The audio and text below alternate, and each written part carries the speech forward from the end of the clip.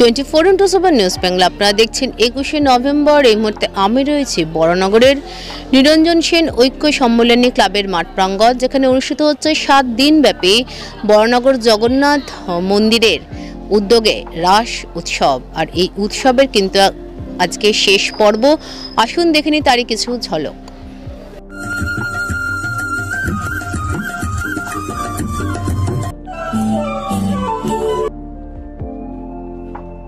বড়নগর জগন্নাথ মন্দিরের উদ্যোগে বান্ধব ওয়েলফেয়ার অর্গানাইজেশন, বড়নগর পৌরসভা ও বড়নগর 1 নম্বর ওয়ার্ড ক্লাব সমন্বয়ের সহযোগিতায় 7 দিন ব্যাপী অনুষ্ঠিত হওয়া এই রাস উৎসব 2024 শুরু হয় গত 15ই নভেম্বর, যার শুভ উদ্বোধন করেন সাংসদ সৌগত রায়। এছাড়াও উৎসবে অংশ নেন এই উৎসব কমিটির সভাপতি ও বিধায়ক শান্তিকা ব্যানার্জি, কমিটির প্রধান উপদেষ্টা ও বড়নগর পৌরসভার পৌরপ্রধান অপর্ণা মৌলিক, কমিটির যুগ্ম আহ্বায়ক উপপৌরপ্রধান দিলীপ নারায়ণ বসু ও সিআইসি অঞ্জন পাল, পৌর সদস্য বিশ্বজিৎ বর্ধন সহ অন্যান্যরা। এই উৎসব কমিটির মুখ্য সংগঠক ও বান্ধব ওয়েলফেয়ার অর্গানাইজেশনের সভাপতি কমল পণ্ডিতের বিশেষ প্রচেষ্টায় ও সংস্থার সম্পাদক সন্তোষ কর্মকারের সহযোগিতায় 7 দিন ব্যাপী অনুষ্ঠিত হওয়া এই উৎসবে মহাপ্রভুর পুজো ও সাথে বিবিধ সাংস্কৃতিক অনুষ্ঠানের মধ্য দিয়ে সুসম্পন্ন হয় বড়নগরের রাসযাত্রা উৎসব 2024।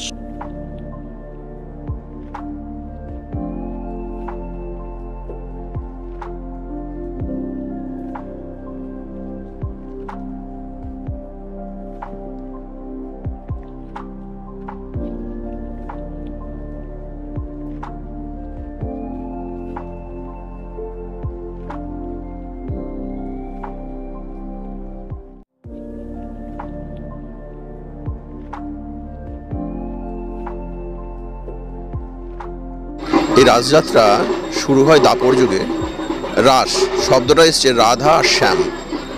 তো কোনো এক সময় দাপরে বৃন্দাবনে যত গোপিনীগণ ছিল কৃষ্ণকে পাবার অভিলাষে তারা সকলে মিলে বলেছিল আমি ভগবান কৃষ্ণকে পেতে চাই। তো কার্তিক মাসের এই পূর্ণিমা, রাস পূর্ণিমার দিনেতে গোবিন্দ কী করেছিলেন? সকলকে একত্রিত করেছিলেন এবং যত রাধা তত কৃষ্ণ, অর্থাৎ যত গোপিনী ছিলেন তারা সকলেই কিন্তু রাধা বেসেছিলেন। এখানে দেখছেন যে 8 জন অষ্টমহিষী ছিলেন, কিন্তু যত গোপিনীগণ ছিলেন সবাইকে নিয়েই উনি এই রাসলীলা করেছিলেন। এই রাসলীলার একটি মাহাত্ম্য হচ্ছে যে এই সময় করা হয়েছিল কি পুরুষ নিষিদ্ধ, তো সকল স্ত্রী ছিল এবং কৃষ্ণ ছিল। তো মহাদেব কী করেছিলেন? বলেছিলেন আমি যাব, এবং মহাদেব কী করেছিলেন? শ্বেতগোপী হয়ে এই রাসলীলায় ঢুকেছিলেন। তো আজও দেখবেন বৃন্দাবনে শ্বেতগোপী হিসাবে মহাদেবের পূজিত হয়। তখন মহাদেবকে ঢুকতে দেওয়া হয়নি। তো মহাদেব বলেছিলেন যে আমি দাপরে তো পারলাম না, কিন্তু কলিযুগে আমি ঘরে ঘরে রাসলীলা করব। এবং পরবর্তীকালে হরিনাম মহোৎসবের মধ্য দিয়ে, নামযজ্ঞের মাধ্যম দিয়ে কলিযুগে সকলকে রাসলীলার মাধ্যমে নামযজ্ঞ উৎসব করা হয়েছিল। তাই কলিযুগে আমরা সকলে রাস এবং নামযজ্ঞ একত্রিত করে মহোৎসব করি। বড়নগর জগন্নাথ মন্দিরের উদ্যোগে এটা ৪র্থতম বর্ষ, আজ ৭মতম দিন, অর্থাৎ শেষ দিন। তো এই 7 দিন বিভিন্ন অনুষ্ঠানের মাধ্যমে আমরা এই রাস যাত্রা উৎসবটাকে পালন করলাম। আমাদের পুরোহিত আপনাদের বিস্তারিতভাবে বলল যে রাস কথাটার অর্থ কী, কীভাবে এসেছে, আর এখন আমরা এইটা কীভাবেই বা পালন করছি। আমাদের বড়নগরের অধিকাংশ লোক আগে 4 বছর আগে আমাদের নবদ্বীপ এবং মায়াপুরে রাস দেখতে যেত। বড়নগরে কখনো কোনো জায়গায় রাস হয় না। আমরাই প্রথম বান্ধব ওয়েলফেয়ার পরিচালনায় বড়নগর জগন্নাথ মন্দির উদ্যোগে পালন করি। সকলের সহযোগিতা আমাদের করেছে বড়নগর পৌরসভা এবং 1 নম্বর ওয়ার্ডের বিভিন্ন ক্লাব আমাদেরকে যেভাবে সহযোগিতা করেছে, যার জন্য আমরা এটা করতে পেরেছি। খুব ভালোভাবে এই 7 দিন বড়নগরবাসীকে বিভিন্ন অনুষ্ঠানের মাধ্যমে একটা ভালো পরিবেশের মাধ্যমে আমরা ভালো একটা এই পরিবেশন করতে পেরেছি। আমরা চেষ্টা করব এই রাস যাত্রা উৎসবটাকে আরও ভালো করে আগামী বছর সকলের সহযোগিতায় বড়নগরবাসীর কাছে তুলে ধরার জন্য।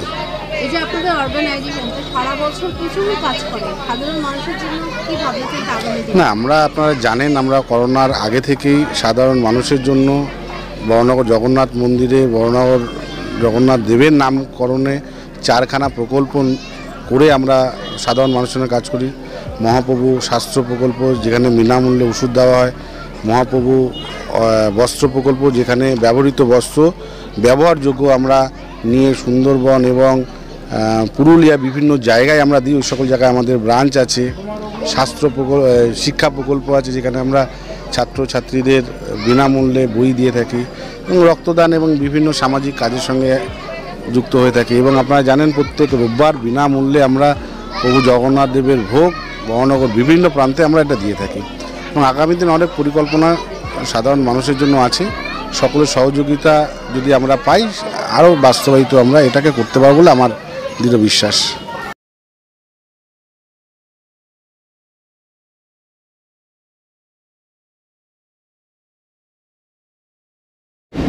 সাত দিনব্যাপী অনুষ্ঠিত হলো বরানগরে এই রাস উৎসব। আর সব খবরের জন্য দেখতে থাকুন 24x7 নিউজ বেঙ্গল।